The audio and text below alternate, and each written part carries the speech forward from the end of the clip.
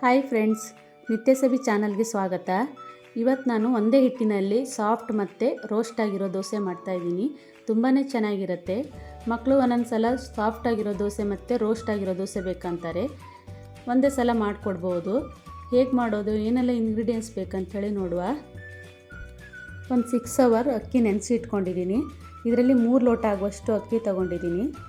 1 ಲೋಟ ಆಗುವಷ್ಟು ಉದ್ದಿನಬೇಳೆ, ಒಂದು 3 ಸ್ಪೂನ್ ಆಗುವಷ್ಟು ಕಡಲೆಬೇಳೆ, 1 ಸ್ಪೂನ್ ಆಗುವಷ್ಟು ಮೆಂತ್ಯ ತೊಗೊಂಡಿದ್ದೀನಿ.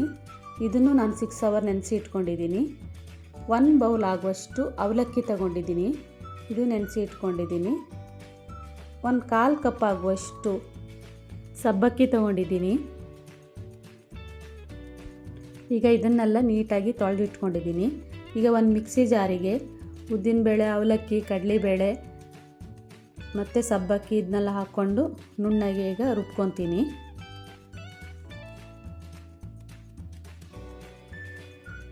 ಈಗ ಸ್ವಲ್ಪ ನೀರು ಹಾಕ್ಕೊಂಡು ರುಬ್ಕೊತಾ ಇದ್ದೀನಿ. ಈಗ ರುಬ್ಕೊಂಡಾಗಿದೆ. ಈಗ ಅಕ್ಕಿನೂ ನಾನು ಮಿಕ್ಸಿ ಜಾರಿಗೆ ಹಾಕ್ಕೊಂಡು ರುಬ್ಕೊತಾ ಇದ್ದೀನಿ.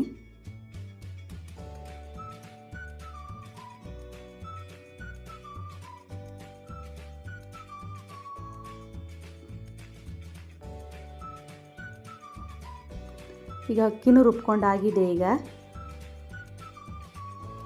ಈಗ ನಾವು ರುಚಿಗೆ ತಕ್ಕಷ್ಟು ಉಪ್ಪು, ನಿಮಗೆ ಎಷ್ಟು ಉಪ್ಪು ಬೇಕೋ ಅಷ್ಟು ನೋಡಿಕೊಂಡು ಹಾಕ್ಕೊಂಡು ಈಗ ಮಿಕ್ಸ್ ಮಾಡ್ಕೋಬೇಕು ಚೆನ್ನಾಗಿ.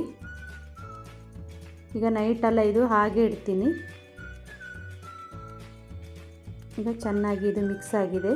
ಮುಚ್ಚಿಬಿಟ್ಟು ಈಗ ಹಾಗೆ ಇಡ್ತೀನಿ. ಈಗ ನಾನು ಈಗ ಬೆಳಿಗ್ಗೆ ಹಿಟ್ಟೀಗ ರೆಡಿಯಾಗಿದೆ. ಈಗ ಚೆನ್ನಾಗಿ ಒಂದು ಸಲ ಮಿಕ್ಸ್ ಮಾಡಿಕೊಂಡು ಈಗ ದೋಸೆ ಮಾಡ್ಕೋಬೇಕು. ಈಗ ಚೆನ್ನಾಗಿದು ಮಿಕ್ಸ್ ಆಗಿದೆ.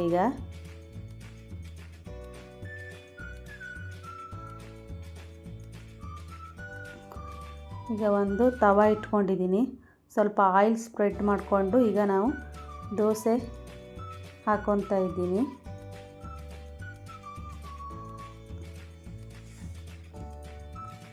ತುಂಬಾ ಚೆನ್ನಾಗಿ ಸಾಫ್ಟಾಗಿ ಬರುತ್ತೆ. ತುಂಬ ಚೆನ್ನಾಗಾಗುತ್ತೆ ಇದು. ಈಗ ಒಂದು ನಿಮಿಷ ಆಗಿದೆ. ಈಗ ಬೆಂದಿದೆ. ನೋಡಿ ಚೆನ್ನಾಗಾಗಿದೆ ನೋಡಿ.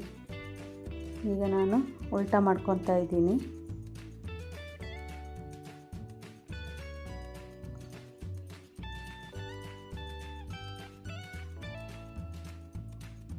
ಈಗ ಸಾಫ್ಟಾಗಿರುವ ದೋಸೆ ಈಗ ರೆಡಿಯಾಗಿದೆ. ಹಾಗೆ ನಾನು ಈಗ ರೋಸ್ಟ್ ಆಗಿರೋ ದೋಸೆ ಮಾಡ್ತಾಯಿದ್ದೀನಿ.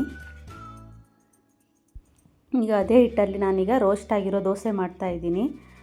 ಬೇಕಿದ್ರೆ ಮೇಲ್ಗಡೆ ಸ್ವಲ್ಪ ಆಯಿಲ್ ಆಗಲಿ ತುಪ್ಪ ಹಾಕೋಬೋದು. ನಾನಿಲ್ಲಿ ಏನೂ ಹಾಕಿಲ್ಲ.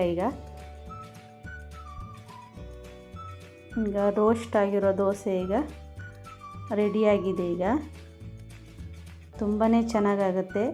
ನೀವು ಒಂದ್ಸಲ ಇದೇ ಥರ ಟ್ರೈ ಮಾಡಿ. ಎಲ್ಲರಿಗೂ ತುಂಬಾ ಇಷ್ಟ ಆಗುತ್ತೆ.